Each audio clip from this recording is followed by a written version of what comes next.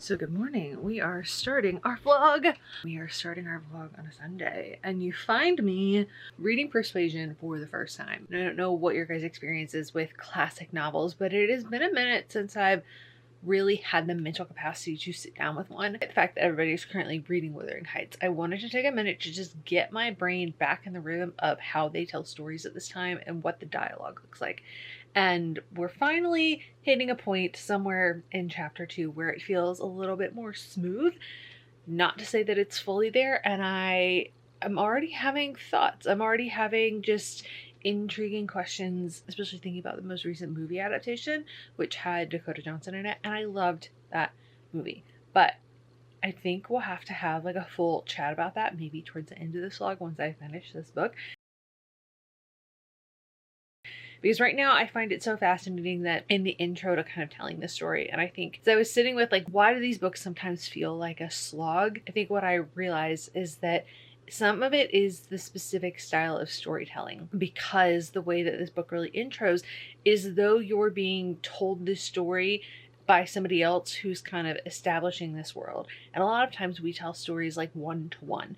There is that like barricade between, because we have the narrator, and so it takes a little bit for us to find the thing that we want to get attached to inside this world to feel like we are finding our way emotionally into the story.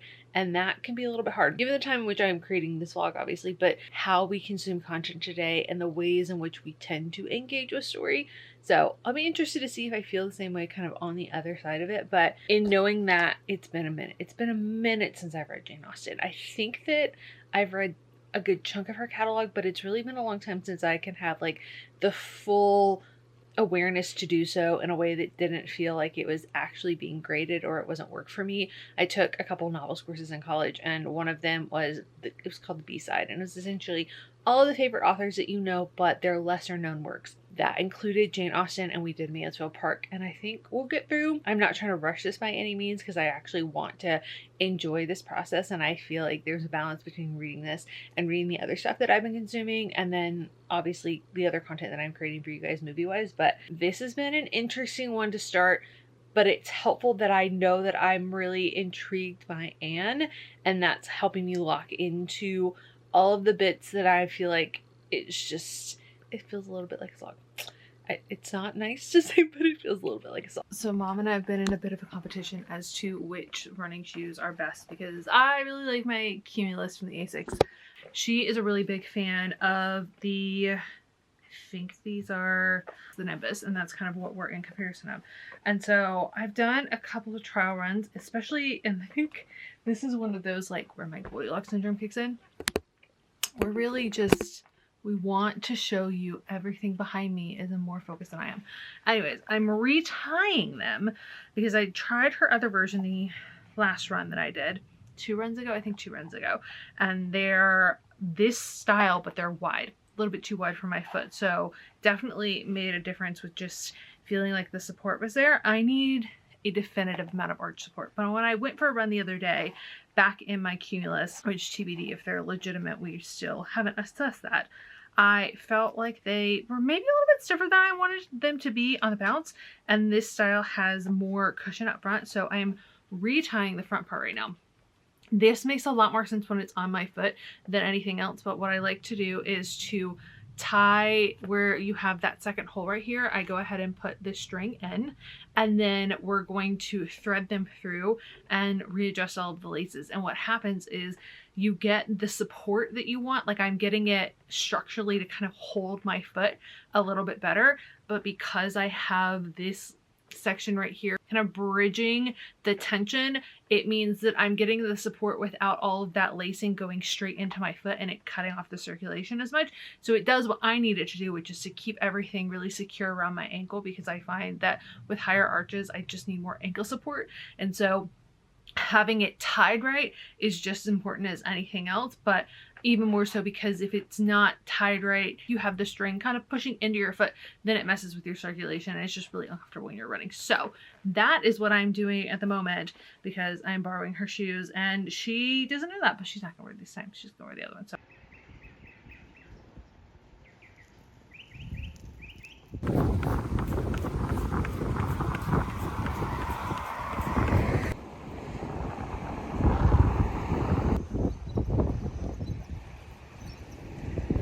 run is done, and we are going to put these in the no category for me. 2 reasons.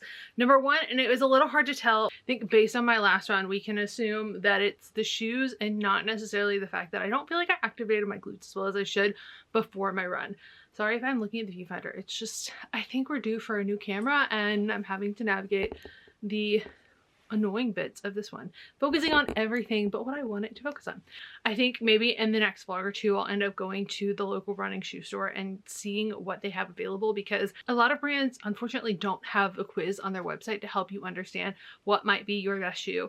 And when you're newer to running, for those of you who are maybe starting to be curious about it, one of the things that can be a struggle is not actually knowing what the problem is, so you kind of have to eliminate one at a time. For me, I know that physically I need to increase muscle mass and like muscle activation in certain places, because otherwise other parts of my legs compensate. I've worked with a physical therapist on this, and I need to kind of get back into the routine with that. But when you're new to running, you kind of don't know. You just either think it's really uncomfortable to run, you're really struggling with running, and it takes a little bit of time to assess what are the actual problems. So running shoe stores, specifically shoe stores that are geared towards running shoes, tend to be the best way to test things and to find the best option for you, partly because they're going to be able to help you assess fit. Do you have a higher arch? Where are you putting pressure on your foot? They might be able to help you really get an idea of what your form is. Some shoe stores don't have a lot of technology in their store and you're just kind of having to work with them. Some have a ton of it. You can kind of do some research ahead of time, but most of the time their policy, and you should check on their website beforehand, is that they will do some kind of return if it's within a certain day window, so that you have the option to test out the shoes when you run, because they know what it's like. They know what the experience is, and they know that it's far more of a benefit for you to come shop in stores with them than to order online, because it is a significantly better return policy, but it's also really nice to build relationships with them. And then you can find out about local run clubs, and you don't have to run alone if you're not really into that, or if you want to switch it up and have other people and like build the running community, you can do that. But I did a crappy warm up for myself today because I didn't do it where I normally do it, which is in the lower part of the driveway. And so I just ended up being lazy about it, and I needed to activate my glutes. So I was really feeling it in my lower calf, inner calf, and really the arches. And that's what makes me think that these aren't quite right for me. I love the cushion on these. And if I could find maybe a happy medium, and this is where we'll do some digging, between the Nimbus and the Cumulus, where I like the cushion because I tend to be more of a forefoot runner, and so I want to have that, but this just doesn't have the arch support that I need. And so I've tried the Hokas and I are just, it's a miserable experience for me. I don't think I'll ever try Hokas again. I love the ASICS. I know my best friend loves Brooks. We'll have to see what we come up with, but for me, especially with just needing the high, like the arch support, this was not enough for me. I had what I needed more so because I tied the straps the way that I did. I felt like they were a little bit secure. The laces were loosening up as I was going throughout my run, which is typically what happens the first time you tie your laces this way, is everything will loosen a little bit, and then the next time it'll be a little bit longer, a little bit easier to tie the string on top. But we're just gonna say these are a no for now, and we will come back to this one. So now it's time for recovery, and then we need to get ready and film for today. I sat down to rest my feet because they were hurting after standing for a while getting ready, and he's had me scratching his elbow for the last 12 minutes.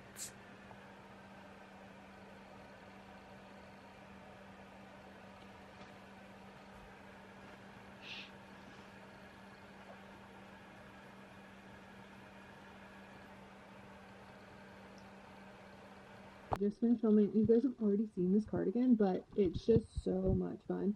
I love anything, especially on filming days, where it's just more vibrant and fun. On the top, it's not necessarily exactly what I would wear, but I just needed something to get me through filming vertical videos today. So this is kind of what we're working with. Any of the fur kind of ends just add a bit of fun for me. And then I got a new pack of Amazon earrings recently, and there's so many of them. I love them so much. This mirror needs to clean. I'm so sorry. There are a ton of them. They're also like in the bag in here because I'm still pulling them out.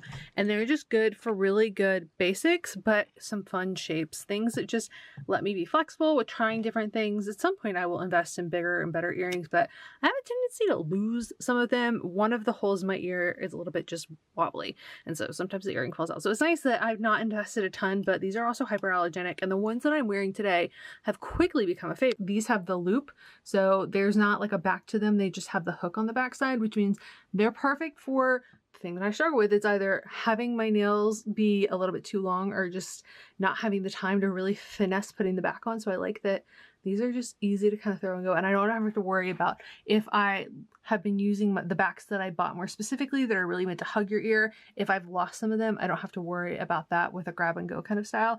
And they are thicker, chunkier, but they're actually really light. This is one of my ideal versions of a hoop, just because I don't tend to wear a lot of necklaces because my neck is so short, and this just gives me the most, but it doesn't like drag down on my ear, which is great. All right, we need a TidyTimer. You know what I've discovered in a decade of working at home? Because I actually don't really love working in my office. I've tried that before, and I feel like it just restricts my creative flow a lot.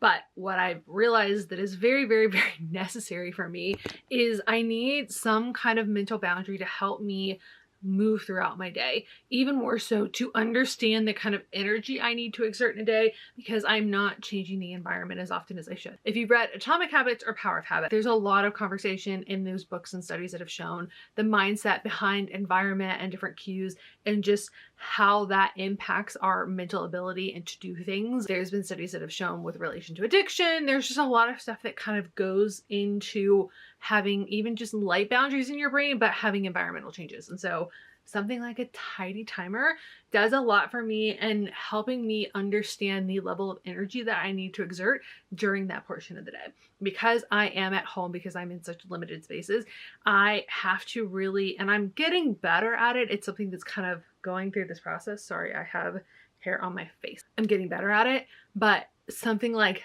this where I think I just don't have the energy to do this today because I'm expecting my energy to be at the same level that it needs to be when I'm filming or when I'm doing other tasks throughout the day. And this one can actually be a lighter energy. It can be a slower energy.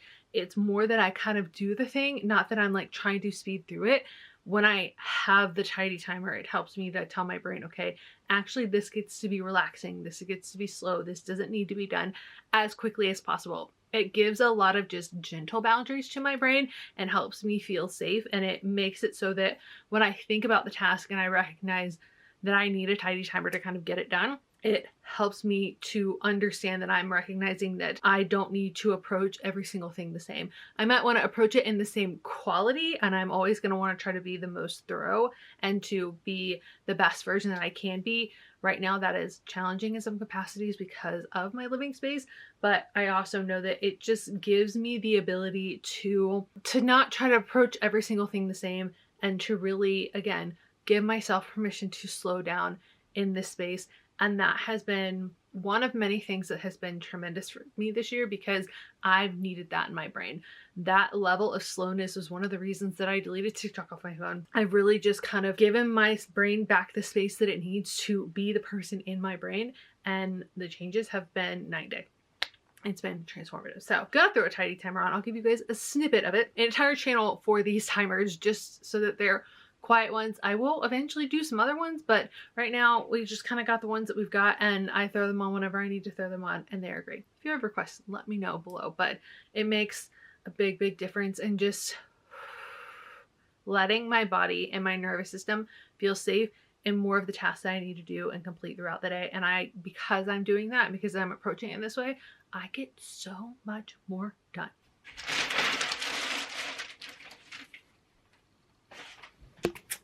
Okay, wait, I need to talk about this before I forget and I don't put it in this video because I wanted to put it in this video. I found a company that does sneaker running shoe recycling. I will link them down below and it's called Got Sneakers ? I have already put quite a few in this bin because we have just killed some. I've been collecting them for a while looking for somewhere that I could actually recycle them and we don't really have many good options local.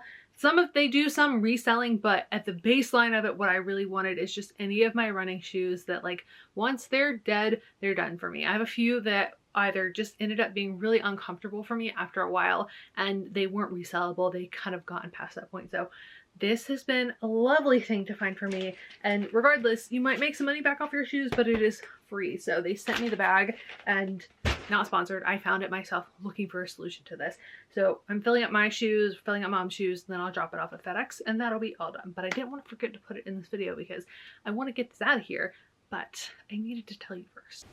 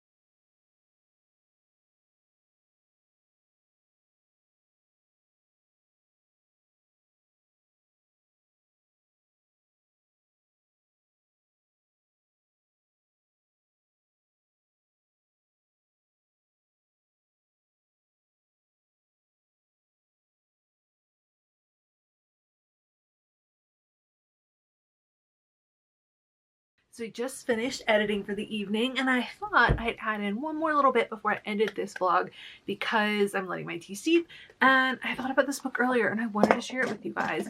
And I kind of fell back into the curiosity around medicinal herbs maybe somewhere in the first few years of watching Outlander. I just love the idea that there's so many ways that we can take care of ourselves and support ourselves, and I'm very much that like holistic medicine meets Western medicine, and learning where they interact and where we can really support ourselves and our bodies, and just ways that allow us to do things more easily, but also in ways that maybe aren't as always extreme. Do what you will and make the choices that are most aligned for you and with your medical professional. But in thinking about this, I watched Cynthia Erivo make tea in like a press video a couple of months ago, and I was really fascinated by the combination she was using. And just a reminder of how often we overlook the simplicity of things, especially when it comes to tea. Now, I will link this in the description box below because it's quite interesting, and I went through and reread it one night, just kind of glancing and looking at what are the things that I feel like I consistently struggle with. And for me, that's either the occasional stress headache and or making sure that I feel like it's easy for me to fall asleep at night, having just a good sleep routine. And I know for me that's also impacted on caffeine, on stress levels, on alcohol, just all of those things.